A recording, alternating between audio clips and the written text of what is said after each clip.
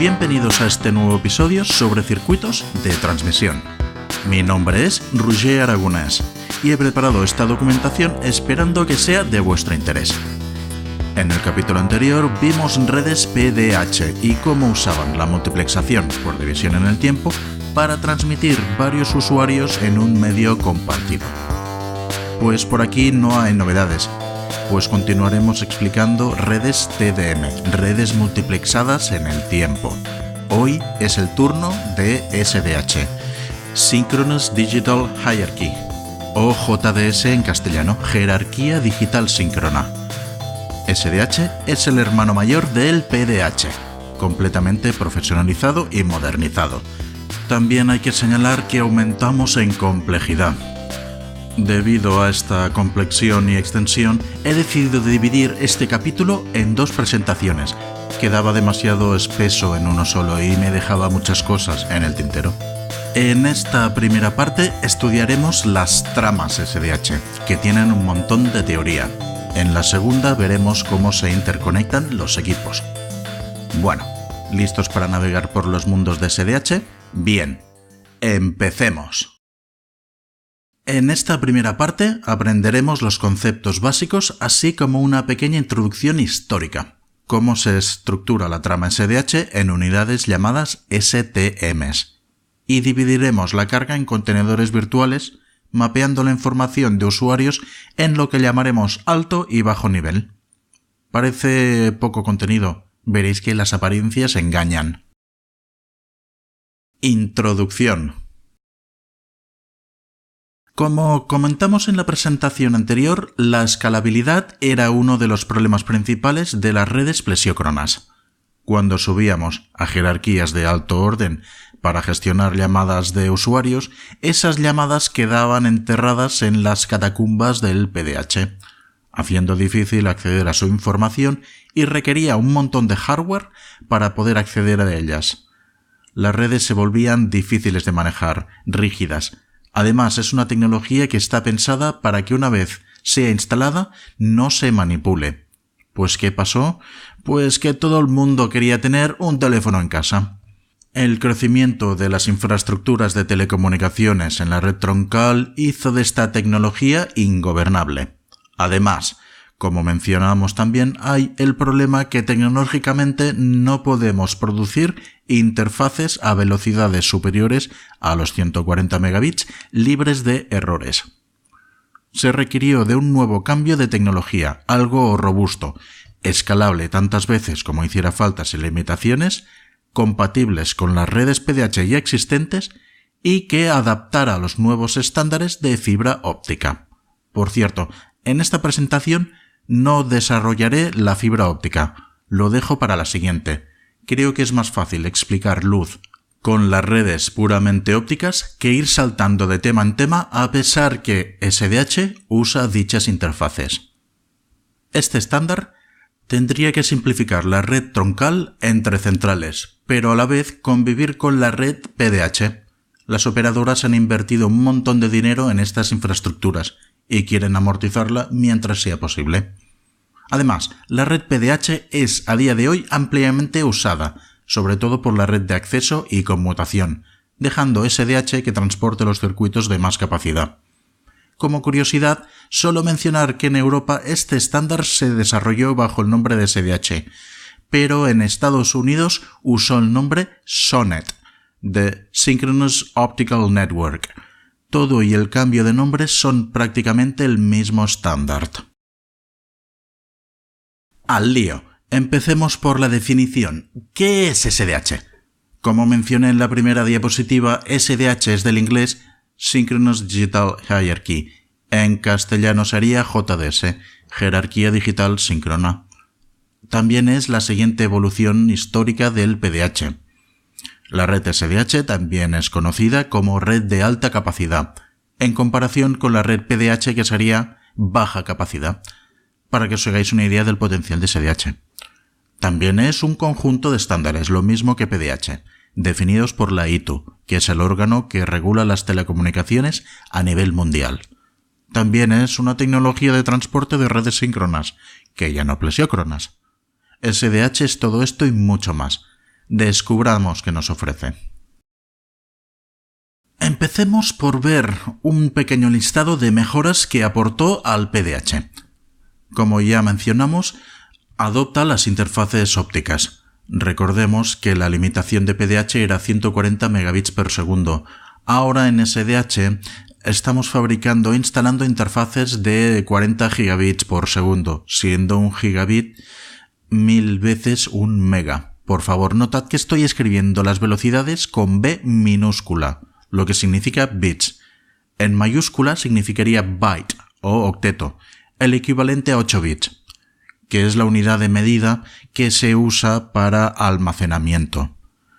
Utilizamos bits para velocidades de transferencia y utilizamos bytes para almacenamiento. Ahora podremos implementar mecanismos automáticos de protección de las redes para intentar evitar que los usuarios no sufran cortes frente a eventualidades. Podremos implementar sistemas gestores remotos, de manera que podremos gestionar la red sin desplazar siempre a nuestros técnicos. Conseguimos un estándar global, sin distinción de un modelo transatlántico y europeo. Todo esto lo conseguimos gracias a una red sincronizada. No serán los propios equipos los que introducirán sus señales de sincronismo. Ahora toda la red se moverá acorde con una señal externa de referencia. Trama SDH, el STM. Vimos en las redes plesiócronas que los bits se organizaban en flujos de tramas que llamábamos E1, E2, etc. En SDH también organizaremos los flujos de bits en tramas, cuya unidad básica será ahora el STM1, del inglés Synchronous Transport Module, o módulo de transporte síncrono de orden 1. Para asegurar la compatibilidad con las redes PDH, la trama SDH durará, adivinad cuánto, 125 microsegundos. ¡Sorpresa! Pues por aquí de momento nada ha cambiado, por el momento. Ahora vienen los cambios. La velocidad de transmisión del STM1 es 155,52 megabits por segundo y tiene 2430 octetos. Recordemos que un octeto es una agrupación de 8 bits. O sea, que es más grande que la mayor de las tramas PDH que vimos, que tenía 140 megabits por segundo. Usemos las mates para confirmar que todo cuadra. Ya vimos con PCM que 125 microsegundos era el resultado de muestrear a 8000 tramas por segundo. Así, la inversa de 125 microsegundos por trama son 8000 tramas por segundo. Ok, ahora, 2430 octetos por trama, multiplicando 8 bits cada octeto, multiplicando 8000 tramas por segundo igual a, esperad que cojo aire, 155.520.000 bits por segundo. O lo que es lo mismo, 155,52 megabits por segundo. Sumarizando, cada 125 microsegundos mandamos una trama con 2430 octetos y ese conjunto de octetos lo llamamos trama STM1. Para organizar visualmente estas tramas utilizamos una representación en forma de matriz. Y para ello ordenamos los octetos, los grupos de 8 bits, en filas de 270. Cada 270 octetos empezamos una nueva hilera. Esto resulta en una matriz de 9 filas por 270 octetos. En 125 microsegundos habremos mandado estos 2430 octetos. Como hemos mencionado, la trama STM1 dura lo mismo que la trama PDH y lo mismo que la trama PCM, los ya archifamosos 125 microsegundos. Pero ahora, en esa cantidad de tiempo hemos tenido que mandar muchísima más información. Un total de 2430 octetos. ¡Guau! Y eso nos da una velocidad de transferencia de 155 megabits por segundo. Una vez terminados 125 microsegundos, o sea que ya hemos mandado ese número de 2430 octetos, la siguiente cadena de bits pertenecerá a la siguiente trama STM1. que también representaremos como matriz 270 por 9, y así sucesivamente. La transmisión de las tramas STM1 que hemos representado en forma de matriz se hará del mismo exacto orden en el que lo hemos creado, o sea, de izquierda a derecha y de arriba a abajo. Por lo que empezaremos por el octeto 1 hasta terminar la primera hilera con el 270, seguiremos con la siguiente columna del 271 al 540 y así fila por fila hasta terminar toda la secuencia y llegar al 2430. Luego vendrá la siguiente trama STM1, que trataremos exactamente igual. Esta matriz 9 por 270 se divide en dos partes según su función. La cabecera, que serán las 9 primeras columnas y tiene funcionalidades propias del control de la red SDH, y la carga, que será el resto de columnas, es decir, de la décima a la 270. Aquí situaremos la información de los usuarios en lo que llamaremos contenedores virtuales, que no es más que una subdivisión de la carga. El contenedor virtual más grande que podemos transportar, o sea, que dejamos la carga sin subdividir, es el contenedor virtual de orden 4, o BC4. La trama STM se puede explicar como un camión con su cabecera y su carga. Además de ser una buena explicación visual, hace que la tecnología sea más molona. Una de las funciones que mencionábamos que necesitábamos de la tecnología SDH era que fuese también escalable. Pues bien, la trama STM1 está pensada para que pueda ser ampliada con más contenedores VC4. Al igual que cuando escalábamos y ampliábamos la jerarquía PDH y pasábamos del E1 al E2, de E2 a E3 y de E3 a E4, multiplicábamos por 4, aquí también usaremos los múltiples de 4 para esta ampliación. El STM4 es el equivalente a 4 veces la carga del STM1. Otra vez, su duración son los famosos 125 microsegundos, pero su velocidad es ahora incrementada a 622 megabits por segundo, que son 4 veces el STM1, más algunas pequeñas cabeceras que habremos tenido que añadir. El siguiente orden será el STM16, equivalente a 4 veces la trama STM4 o 16 veces la trama STM1. Su velocidad son 2,5 gigabits por segundo, respetando la duración de 125 microsegundos. El siguiente orden sería el STM64, con 10 gigabits por segundo, y así sucesivamente. Contenedor virtual. Bien, llegados a este punto sabemos que los equipos intercambian tramas STM1, pero la finalidad de esta tecnología no es mandar tramas, es mandar información dentro de estas tramas. O sea que insertemos carga dentro de estas tramas STM.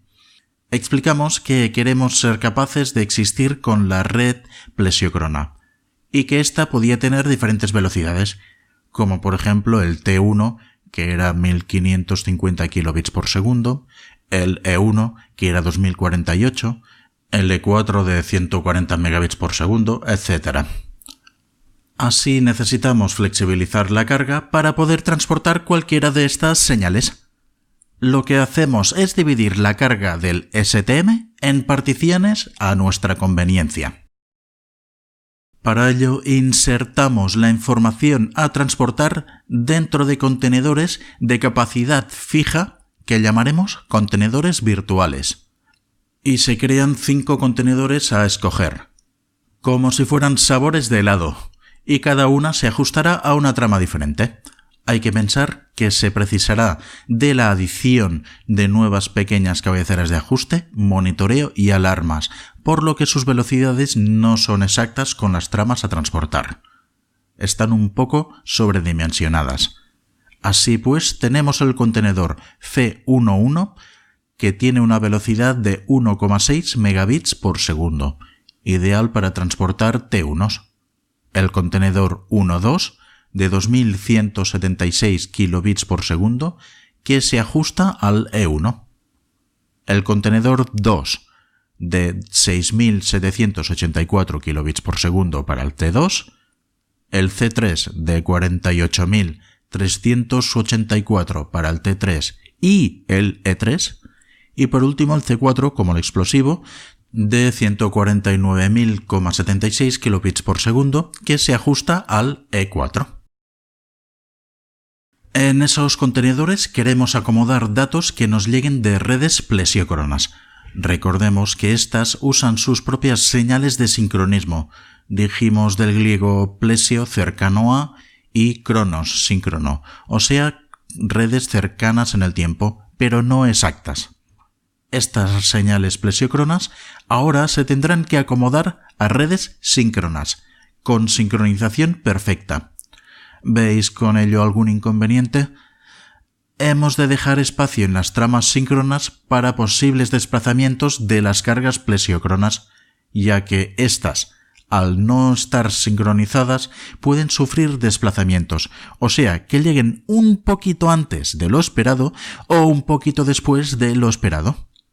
También necesitaremos punteros que nos indiquen dónde empieza la carga dentro de nuestras tramas, y bits de relleno para ajustar el tamaño de la carga al tamaño de los contenedores. La red SDH está plagada de punteros, ya lo veréis. Empecemos ajustando en el contenedor más grande, el C4. Este contenedor tiene 2340 octetos y se representa como una matriz de 9 por 260 octetos.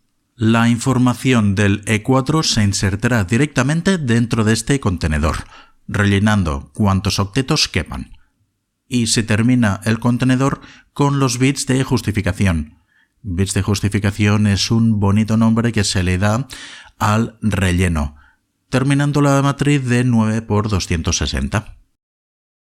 Con cada contenedor se genera una pequeña cabecera de control que se añade en forma de columna llamada POH, del inglés Path Overhead, pasando a una matriz 9 por 261. El contenedor más la cabecera recibe el nombre de contenedor virtual y será del mismo orden que el contenedor que transportaba. En este caso, contenedor virtual 4. En el POH guardaremos información referente al contenedor que transporta. Lo mismo que cuando mandas un paquete por correos que le ponen un sello y una pegatina de control, mandamos aquí esta pequeña cabecera. Así pues, en el POH encontraremos 9 octetos con la siguiente información. J1 es una etiqueta que nos ayudará a identificar el paquete. B3 monitorizará errores en el contenedor. C2 nos ayudará a identificar el tipo de carga que transportamos. G1 son los errores de retorno. Nos informa si el transmisor de esta trama vio errores al abrir el paquete que recibió. F2 y F3 son canales de voz disponibles para los usuarios situados en los extremos de este circuito. H4 es el número de multitrama. Ya veremos qué es eso, no os preocupéis por ahora. K3, solicitud de protección. Se verá también en el apartado de protecciones. Y N1 que se usa para delimitar responsabilidades entre operadores. En el caso de que este paquete viaje entre diferentes operadores, los operadores reescribirán el octeto B3, pero no el N1. La mayoría de estos octetos serán descritos con más detalle más adelante. No vamos a solucionar todos los misterios del SDH en una sola diapositiva, así que sigamos. Uno de los octetos que hemos visto en la cabecera POH es el B3. Hemos dicho que su contenido es un control de errores llamado BIP8. BIP se usa para confirmar la integridad de los datos que se transportan. Como el contenedor no sufre modificaciones en todo su trayecto en la red SDH, se genera e inserta cuando la señal entra en la red SDH y se usa para confirmar los datos cuando se extrae. Para generar el BIP8, que es el octeto insertado en la cabecera posición B3, se enumera toda la secuencia a transportar, del 1 al 8, repitiéndose esta secuencia hasta el fin del contenedor. El primer número generado será 0 si el recuento de unos en la primera posición de cada grupo es par. De lo contrario es 1.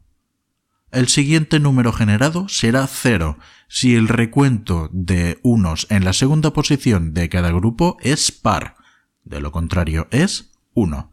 Y así sucesivamente hasta tener completada la secuencia BIP 8 con los 8 bits insertados en la cabecera octeto B3. Veamos el ejemplo que he preparado en la pantalla. Es la generación de un BIP 4. Primero dividimos toda la secuencia en grupos de 4 bits. El BIP 8 sería exactamente igual pero dividiendo en grupos de 8. Después contamos todos los unos en la primera posición de cada grupo. Como en este caso hay 3 unos, impar, el primer dígito del BIP 4 es 1. Hacemos lo mismo con los unos de la segunda posición de cada grupo para generar el segundo dígito, el tercero y el cuarto. El BIP 4 de control de errores para la secuencia presentada es 1, 1, 0, 1. No es un sistema perfecto, pues si se producen dos fallos en la misma posición, el sistema no lo notará. Pero si hay errores, tarde o temprano los detectaremos. Al menos nos da un poquito de visibilidad. Dentro de la cabecera, en la cuarta hilera, se sitúa el llamado puntero de carga. Este tendría que ser considerado como parte de la carga, porque nos ayudará a localizarla. Así pues, un BC4 con este puntero de carga situado en los octetos 811 a 819 recibe un nombre especial. Se le llama AU4, del inglés Unidad Administrativa de Orden 4. Pero eso es complicar mucho lo que de por sí ya parece complicado. ¿Por qué necesitamos un puntero de carga? ¿No podríamos poner la carga sin más y dejarnos de tonterías? Bueno, pues lamentablemente no. Veamos por qué. En un mundo perfecto, donde se hubiera acabado con el hambre y la pobreza, las tramas PDH irían siempre sincronizadas a la misma velocidad que sus hermanas SDH, por lo que los contenedores se podrían alinear perfectamente dentro de las tramas SDH y no necesitaríamos de ningún apoyo para encontrar la información. Pero vivimos en un mundo materialista en la que las tramas plesiócronas no están sincronizadas con la perfecta armonía de las tramas SDH, que sí lo están, por lo que simplemente no tienen que empezar a la vez. En este ejemplo visual que he preparado se puede apreciar que la carga no cae en la misma posición del camión, pues esto es lo que literalmente sucede dentro de la trama SDH cuando le insertamos los contenedores de carga.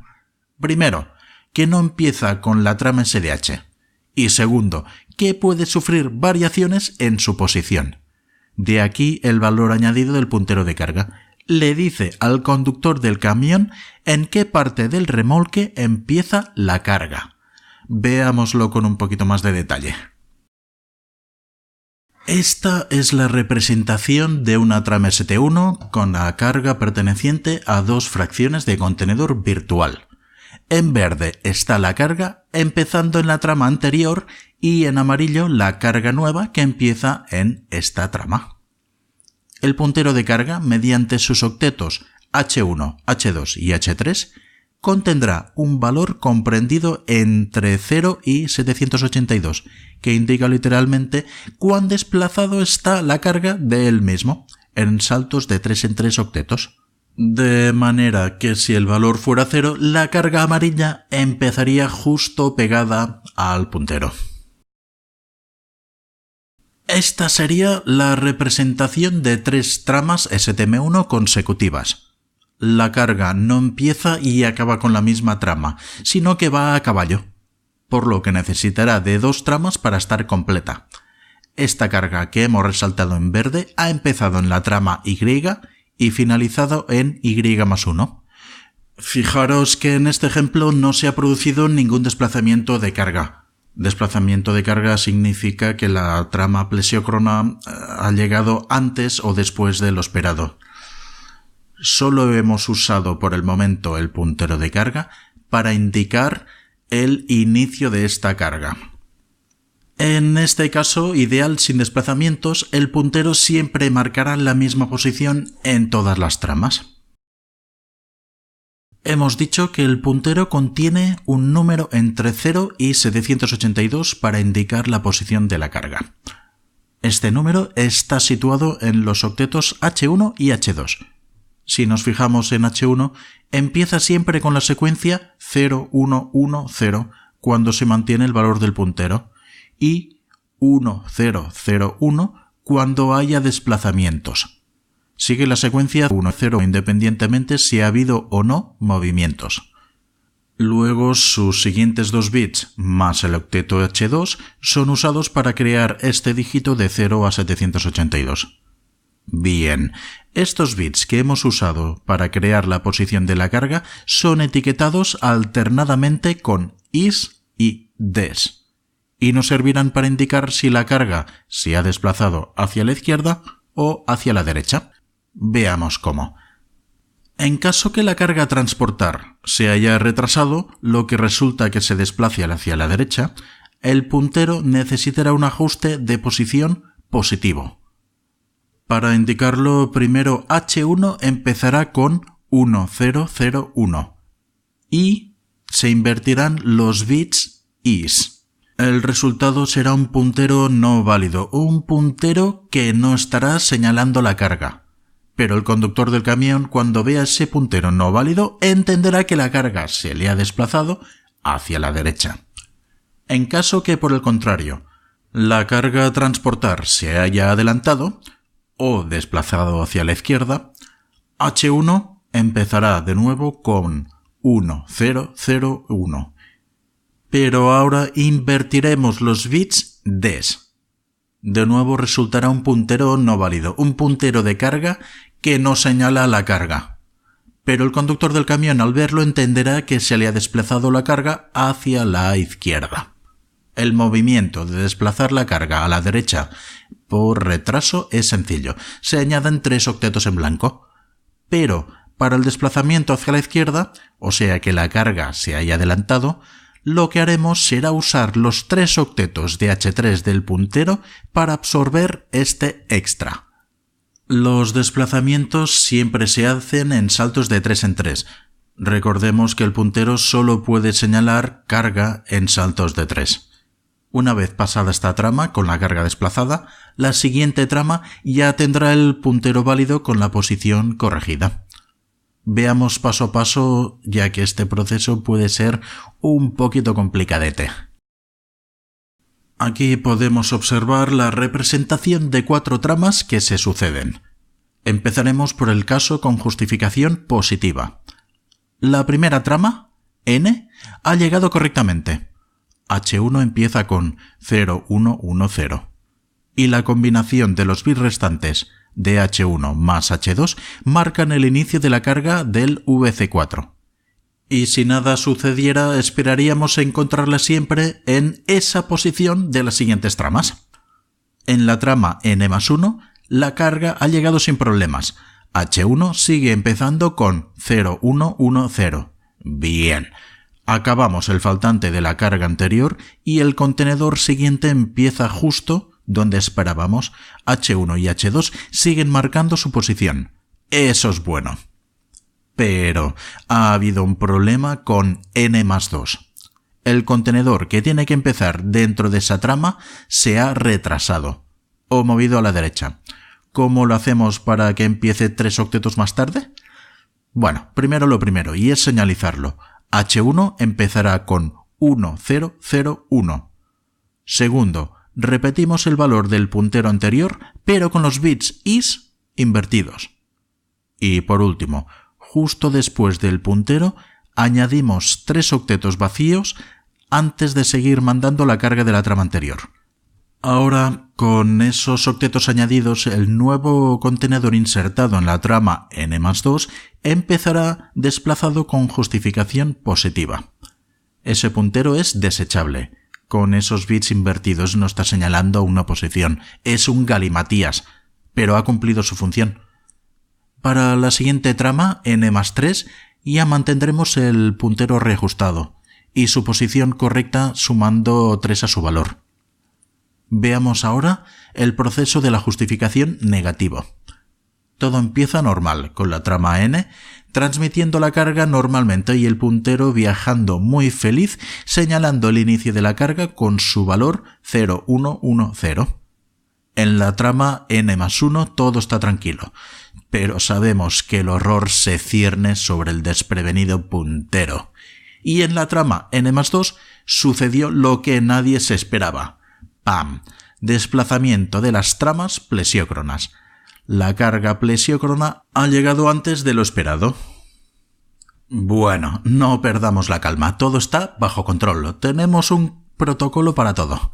Primero lo primero, el puntero tiene que indicar al conductor del camión lo sucedido, por lo que empezará por 1001 y repetirá el valor anterior con los bits des invertidos. Este nuevo puntero ya no señala una posición, es un galimatías, por lo que será desechado, pero ha cumplido su función como buen soldado. Bueno, ¿y ahora qué hacemos? Todavía estamos transmitiendo la parte final del contenedor anterior. Pues fácil, absorbemos 3 octetos de la información en el puntero usando los octetos H3. Con esto conseguimos que la carga termine 3 octetos antes. En n+3 el puntero volverá a ser válido y contendrá la nueva posición del contenedor desplazado 3 octetos, corregido. Este sistema tan bonito no funcionará si la carga se mueve más allá de 3 octetos. No seremos capaces de absorber el desfase. O sea que también dependemos de la calidad de las tramas PDH que transportamos. Si eso no sucediera, o sea que nos movemos más allá de 3 octetos, se generará una alarma que veremos más adelante. Pero si el problema no se repite, entonces nos resincronizaremos en la siguiente trama. Dejadme sumarizar lo que hemos hecho para insertar la señal de 140 megabits por segundo, un E4. Primero, llenamos el contenedor apropiado, el C4, con la información, terminándolo con bits de relleno. Después, le añadimos una cabecera llamada POH que nos servirá para controlar la información que transportamos, por lo que el contenedor ya es apto para la red SDH y pasa a llamarse contenedor virtual. Adaptamos ese contenedor dentro de las tramas síncronas mediante un puntero que nos indicará dónde empieza la carga, dónde empieza ese contenedor, y controlando posibles desplazamientos positivos o negativos, llamándose ahora ese conjunto AU4. Y por último añadimos la cabecera. Y ya tenemos terminada nuestra trama. Dijimos que en caso requerido generaríamos órdenes superiores agrupando múltiplos de 4 veces la capacidad del VC4. En este ejemplo hemos seleccionado 4 AU4s para formar un STM4. Podríamos hacer lo mismo con 16 AU4s para generar el STM16 o 64 para el STM64. Primero situaremos las 4 cabeceras. Luego, intercalando octeto a octeto, insertaremos el resto de los contenedores, finalizándose así la trama STM4. Tramas de orden superior se agruparán igual. Mapeado de alto orden. La finalidad de crear contenedores es flexibilizar la inserción de información.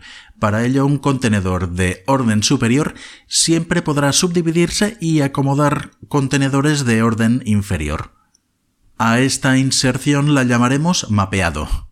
Un contenedor VC4 permite el mapeado de hasta 3 contenedores virtuales de orden 3. Entenderemos el mapeado de alto orden como la inserción de contenedores VC3 y bajo orden la inserción de contenedores VC11, VC12 y VC2. Pues mapeemos en alto orden. Estamos ahora insertando la información procedente de un generador de tramas E3, 34 megabits por segundo, o T3, 45 megabits por segundo. Y el contenedor apropiado para hacerlo es el C3. Este contenedor tiene 756 octetos, con una velocidad de transferencia de 49.536 kilobits por segundo. Como siempre, representaremos en grupos de 9 filas. Esto nos dará una matriz de 9 por 84. Esta matriz es rellenada con la información a transportar, añadiendo los bits de relleno o justificación necesarios. Aplicaremos una columna de cabecera de control para este contenedor POH, Path Overhead, exactamente como hicimos con el VC4, con un octeto B3 de control BIP8 que ya vimos cómo se generaba. El resultado es una matriz de 85 por 9, ya apta para su transporte sobre las redes SDH, que llamaremos VC3. El POH del VC3 contiene exactamente los mismos octetos que el POH que insertamos en el VC4, dedicados al control de la información que transportamos. Así, el J1 es una etiqueta que el usuario añade, el B3 es monitorización de errores, el C2 indica el tipo de carga y mapeado usado, y el H4 el número de multitrama, etc. Por el momento de estos octetos solo hemos visto el B3, pero no os preocupéis que tendremos ocasión de ver los más interesantes. Ahora que tenemos la información en el formato correcto para ser transportada mediante la red SDH, podremos insertar estos contenedores dentro de las tramas STM mediante dos procesos distintos. Un mapeo por inserción directa, en la que los VC3 se situarán directamente dentro de la trama STM, o un mapeo por inserción indirecta, en la que los contenedores virtuales VC3 primero se insertarán en un VC4 para luego ser transportados. En la multiplexación directa añadiremos un puntero de 3 octetos H1, H2 y H3, con exactamente las mismas funciones que el AU4 que vimos del VC4. H1 y H2 indicarán el inicio de la carga que transportan y son responsables de reportar cuando se produzca un desplazamiento de esta carga. H3 se destina a absorber un octeto de carga en caso que la información se haya adelantado, que haya llegado antes de lo esperado. La diferencia con el puntero AO4P es que esta vez es solo de 3 octetos y los desplazamientos que gestionamos de la carga serán ahora de un solo octeto. El conjunto VC3 más su puntero lo llamaremos AU3. El puntero AU4 situado en la cabecera STM se generará intercalando octeto a octeto los 3 punteros. Luego insertaremos la carga intercalando los 3 AU3. Y ya tenemos lista la trama una vez se le añade la cabecera. Con esto nuestro camión puede salir ya de boxes rumbo a su destino.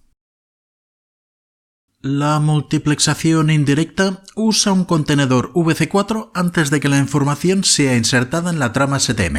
Para ello, se añade a cada VC3 una pequeña cabecera llamada PTR de 3 octetos, creando el TU3, y se acabará con los bits de relleno. Esta nueva matriz se le llama TUG3. 3 TUG3 se insertarán dentro del VC4 de manera alternada, dejando el VC4 listo para ser transmitido. Ya hemos visto antes cómo se transmite el VC4, no lo repetiremos pues.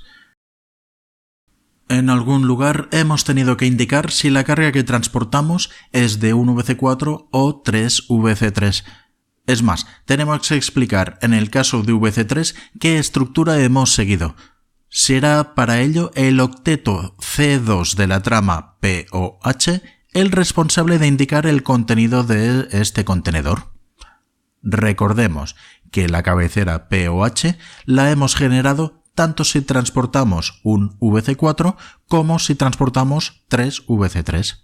Y de él vimos que el octeto B3 era usado para confirmar que la trama llegaba sin alteraciones. Pues bien, he aquí otro octeto importante, el C2. El C2 nos explicará el contenido de lo que estamos transportando. Solo mencionaré algunos de sus valores. No quiero entrar en explicaciones de otras formas de transmitir como ATM y alargar eternamente esta presentación. Así pues, todo ceros en el C2 es indicación de alarma no equipado. Lo veremos en el apartado de alarmas. Todo ceros y un 1 indica contenedor equipado no específico. 6 ceros 1 0 es estructura TUC, o sea, multiplexación indirecta. 5 ceros 1 0 0 se usa para indicar VC3 y 3 ceros 1 0 0 1 0 indica que la carga es un VC4. Con el octeto C2 termino la explicación del mapeado de alto orden. Veamos ahora su hermanito pequeñito. Mapeado de bajo orden. El mapeado de bajo orden es el proceso con el que insertaremos contenedores de bajo orden, o sea, C11, C12 y C2 dentro de las tramas SDH. Los contenedores C11 y C2 tienen su cabida en el estándar transatlántico, pero no en el europeo. Además, el proceso es prácticamente idéntico salvo algunas excepciones que mencionaremos, por lo que no incluyo su descripción completa en esta presentación. Sería repetir mucho las mismas explicaciones. El contenedor C12 está diseñado para alojar tramas E1 de 2 megabits por segundo. Su velocidad es de 2176 kilobits por segundo, cabiendo hasta 21 E1 en el VC3 y 63 E1 en el VC4. Mencionar que muchas veces nos referiremos a él como C12, para simplificar, pero tener en cuenta que eso lo haría parecer muchísimo más grande que el VC3 y el VC4, y eso es un error. En verdad es el C12 en vez de C12. Hace referencia a que es un intermedio entre el C11 y el C2. Pero ser puristas con el vocabulario con este tema solo nos lleva a parecer repelentes y perder amigos. No hace falta estar corrigiendo continuamente a la gente. Mientras que sepáis que todos estáis hablando del mismo contenedor, ya hay suficiente. En el mapeo de bajo orden se repite un proceso muy parecido al mapeo de alto orden, cambiando algunas cositas como punteros y cabeceras que detallaremos. Veamos cómo lo generamos. El contenedor C12 es una matriz no rectangular 9 por 4 octetos, resultando un total de 34 octetos. La información del E1 es alojada directamente en su interior, dejando un pequeño espacio libre que se rellenarán con bits de justificación. Las cabeceras para los contenedores C12 se llaman también POH y son un poquito más especiales. Están formadas por 4 octetos llamados V5, J2, N2 y K4. Estas cabeceras son creadas cuando se introduce la señal en la red SDH y extraídas en su destino. No serán modificadas mientras el paquete circule por la red. Los 8 bits del V5 contendrán un pequeño control de errores llamado BIP2, que es como el BIP8 que vimos en alto orden, solo que esta vez solo de 2 bits. Controles de alarmas que nos ayudan al diagnóstico de posibles errores que se produzcan, lo veremos en el apartado de alarmas, y una etiqueta de señal que nos indicará el tipo de carga transportado. Este octeto V5 integra de manera simplificada la mayoría de las funciones que vimos en la cabecera de alto orden. Se sigue la política que contra más pequeña sea la trama, menos bits queremos gastar en su cabecera, consiguiendo así más eficacia. Si la trama la dividimos en paquetes muy pequeños y gastamos un montón de bits en cabeceras, la trama se vuelve ineficiente. J2 es una etiqueta que el usuario puede modificar a su voluntad. N2 está sin uso. Y K4 es la petición de conmutación de trayecto en caso de avería, que de nuevo veremos más adelante. Ahora viene la rareza de esta cabecera en los contenedores de bajo orden. Para optimizar más la trama, la cabecera no se envía entera en cada paquete, sino que se reparte entre diferentes tramas consecutivas. Se añadirá cada octeto uno a uno secuencialmente a cada contenedor. Así, a un primer contenedor se le añadiría el octeto V5, a su siguiente el J2, a su siguiente el N2, y el siguiente llevaría el K4, y se repetiría el ciclo de nuevo. El siguiente volvería a llevar V5, entonces J2, etc. Es lo que comentábamos de optimizar las tramas. Se hace porque si se pusiera una cabecera entera a cada contenedor C12, al ser un paquete tan pequeño, habría casi más cabeceras que información a transportar. Además, no es necesario repetir las cabeceras en cada uno de los contenedores. Y entonces lo que hacemos es dividir esas cabeceras. Como siempre pasa en todos los contenedores, cuando le añadimos su cabecera, un contenedor C12 con su cabecera añadida pasa a llamarse contenedor virtual 12. Al haber dividido la cabecera entre 4 VC12, se requerirá 4 de estas tramas consecutivas para restablecer la cabecera completa, lo que significa que con una sola trama no hacemos nada. Necesitamos el envío consecutivo de 4 tramas para poder gestionar la información.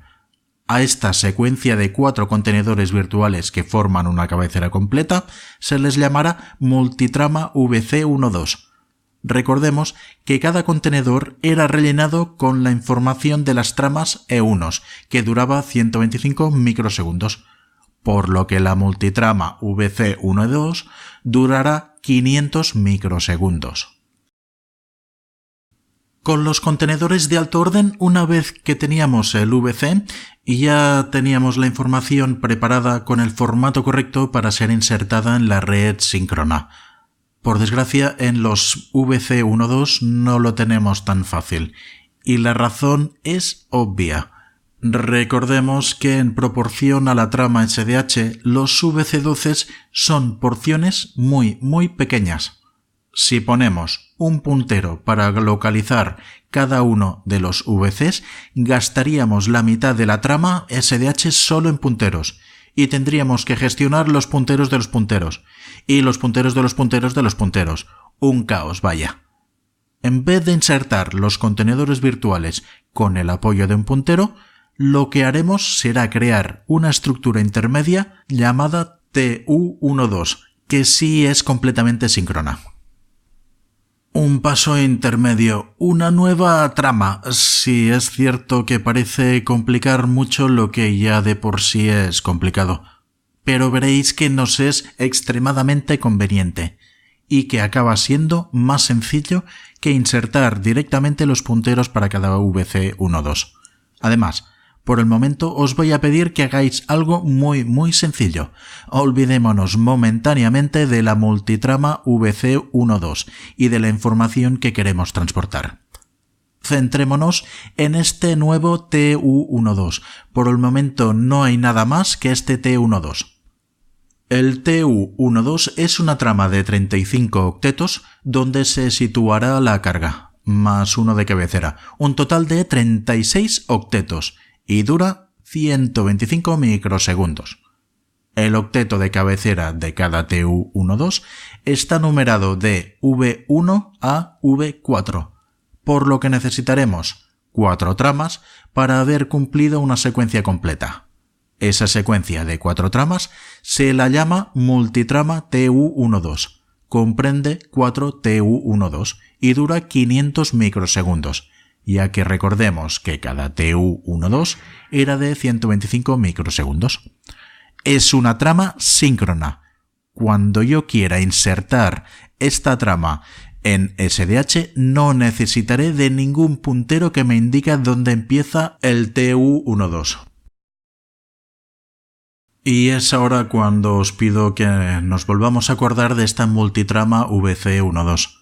Para aquellos que literalmente se hayan olvidado de ella como os pedí, solo recordar que era el resultado de agrupar 4 contenedores con su posición de cabecera, que podría ser un octeto V5, J2, N2 o K4.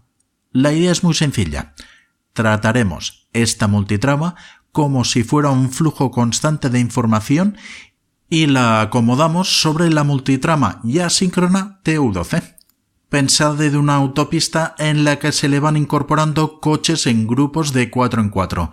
La autopista sería la multitrama T12, completamente síncrona y señalizada cada 36 metros.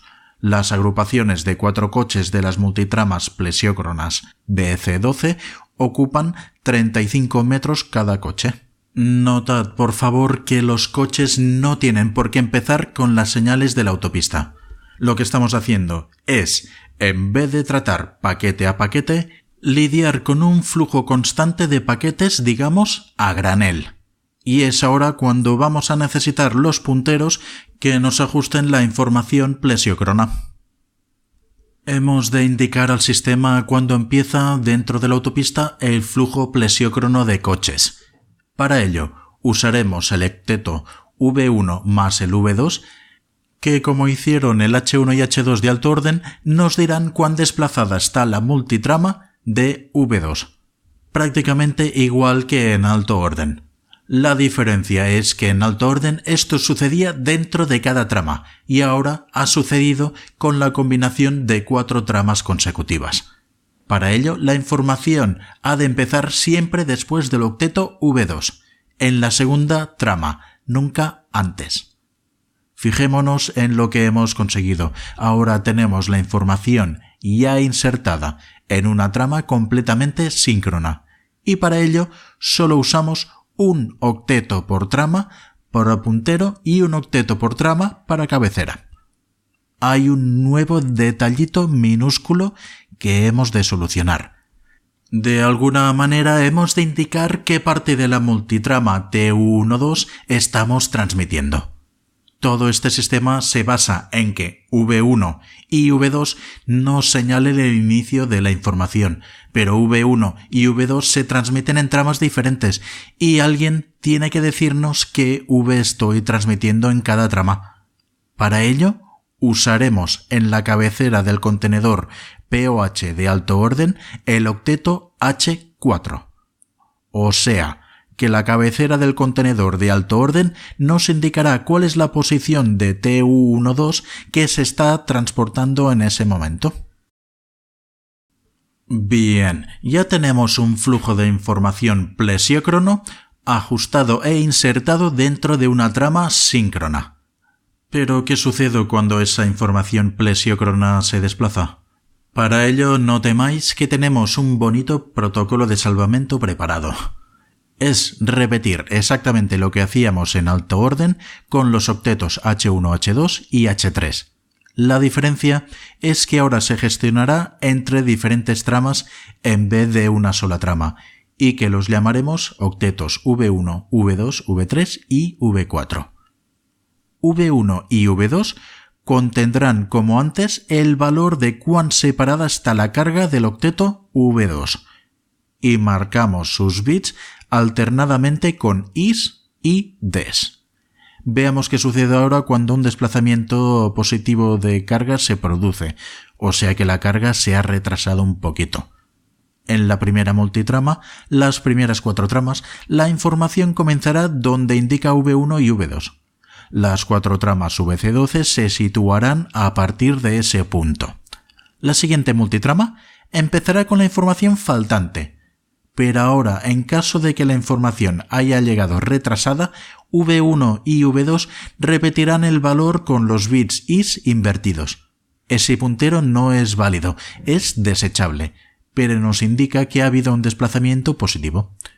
Con eso el sistema lo que hará es añadir un espacio en blanco justo después del octeto V3, con lo que toda la secuencia a partir de ese punto queda retrasada un octeto. La siguiente multitrama seguirá con la cadena que había quedado cortada. Además, ha terminado con los octetos más tarde porque en la anterior añadimos un espacio. En cuanto al puntero, será válido otra vez y contendrá el valor corregido para señalar la nueva posición retrasada. Terminaremos insertando la nueva multitrama en la posición nueva. Para la justificación negativa, o sea, cuando la carga sea adelante, es repetir el mismo proceso, pero se invierten los bits des, y ahora el octeto V3 absorberá carga, por lo que la siguiente multitrama empezará antes. A fin de cuentas y simplificando, lo que realmente nos interesa para insertar la información dentro de las tramas SDH no son los pequeños contenedores VC12 sueltos, sino las multitramas TU12.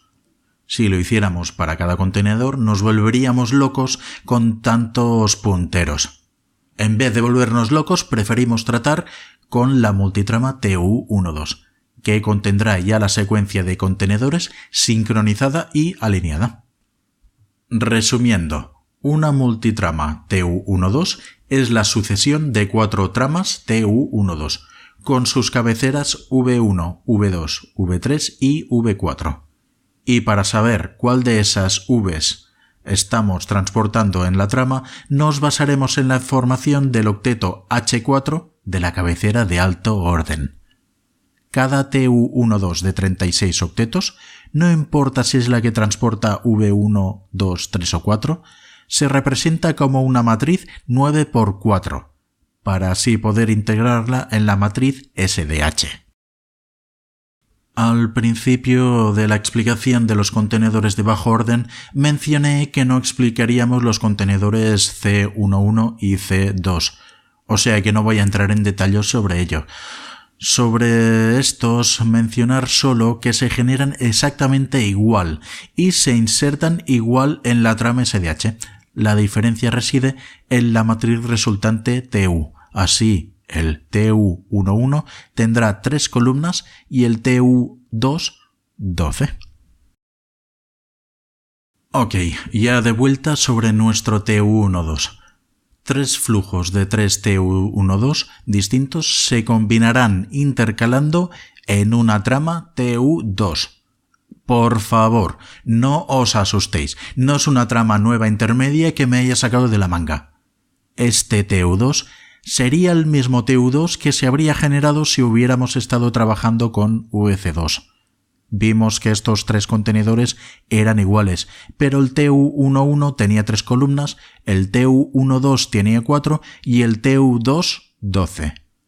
Pues lo que estamos haciendo es asegurarnos que los contenedores de bajo orden, no importa si TU11, TU12 o TU2, ocupan el mismo espacio.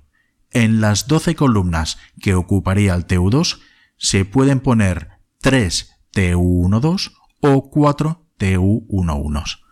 Bueno, pues ya he resuelto el misterio de este TU2. Para formarlo usando TU12 hemos agrupado 3 de ellos y los alternamos columna a columna. Nota, haríamos exactamente lo mismo con 4 TU11. Muy bien, ahora sí que ya estamos listos. Este es el contenedor correcto para insertar todo este follón dentro de la trama de alto orden. Y para ello usaremos el VC3. ¿Alguna idea por qué el VC3 y no el VC4? Pues porque si usáramos el VC4, toda su carga quedaría ya particionada y no podríamos insertar ningún VC3. Ahora, de nuevo, tenemos 2 métodos de multiplexar estas tramas dentro de los VC3, con multiplexación directa o indirecta. Estos 2 métodos ya los vimos, por lo que no vamos a repetirlos. Nos centraremos en la indirecta. Ok, caben 7 TU2 en un contenedor virtual de orden 3. Si recordamos la multiplexación indirecta, añadíamos un pequeño puntero llamado PTR con el H1, H2 y H3 que usábamos para localizar la carga plesiócrona. Bueno, pues en este caso ya estamos insertando una carga síncrona, por lo que no es necesario localizar la carga. En este caso, el puntero pasa a llamarse NPI, viene del inglés Null Pointer Indicator y significa indicador de puntero vacío. Es la trama 1001 XX, 5 unos y 5 ceros, y es usada para indicar que la carga son 7 TU2. O sea, formamos el TU3 con el puntero NPI, un pequeño relleno de bits, la cabecera POH del TU3 y las columnas de las 7 tramas TU2 alternadas.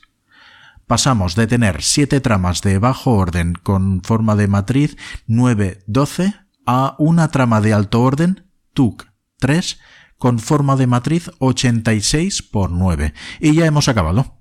Ya vimos cómo transportar esas matrices, os ahorro de nuevo la explicación. Solo tenéis que rebobinar este vídeo para escucharlo de nuevo. De todas maneras, ha sido un proceso largo. Un pequeño resumen para dejarlo todo atado es conveniente. Recapitulando, queremos insertar la información procedente de un equipo emisor de tramas E1 en una red SDH. Como vimos en la presentación anterior, el E1 ya era una señal multiplexada de 30 usuarios, pero con sincronismo plesiócrono. Para ello usamos el contenedor correspondiente llamado C12. Estas tramas C12 contendrán la información directamente de la fuente y las representaremos como matrices no rectangulares de 9×4. Para controlar la información de estas tramas, les hemos de insertar una pequeña cabecera de 4 octetos. Pero para no sobrecargar la red con estas cabeceras, lo que haremos es fraccionar los 4 octetos, y cada trama será responsable de transportar uno de estos octetos extras de cabecera. Y la combinación C12 más su cabecera pasa a llamarse VC12. Como hemos fraccionado la cabecera en 4 octetos y cada octeto es asignado a un VC12, se precisará de 4 VC12 consecutivos para tener el juego completo. A esta secuencia de 4 VC12 se la llamará multitrama VC12.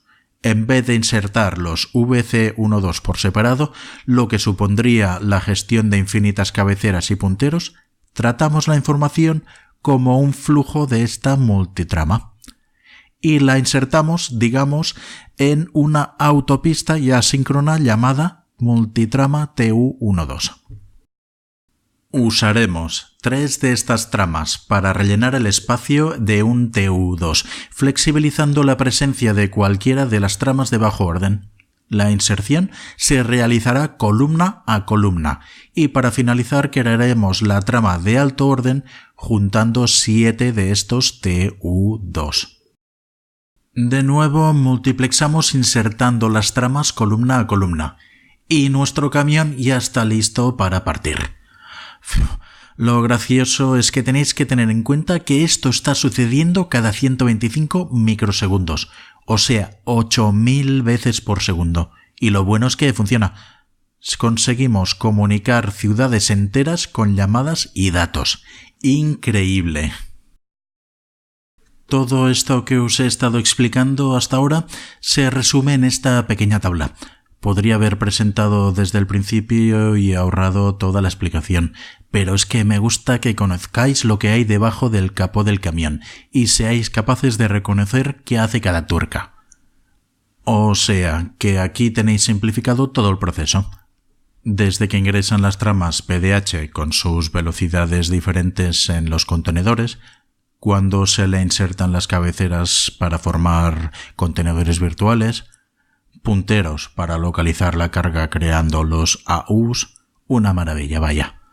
Un TUC2 tiene la capacidad de transportar 3 BC12. Un BC3 puede llevar 7 TUC2 o 21 VC12.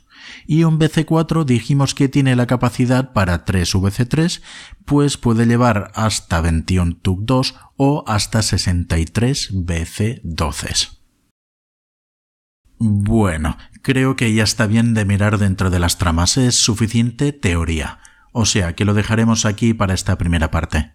En la siguiente presentación continuaremos con SDH, pero ya no nos centraremos en las tramas. Veremos los equipos, cómo gestionan la información y cómo los equipos hablan entre ellos para transmitir la información de los usuarios. También veremos cómo proteger esta información. Obviamente, si muchos usuarios pasan por estas tramas, me interesará tener mecanismos de seguridad que me proporcionen protección frente a averías, ya que si algo sucediera en estas redes afectaría a muchísimos usuarios. No os quiero adelantar nada, tenéis que aguantar conmigo si queréis averiguar más. Hasta entonces, adiós.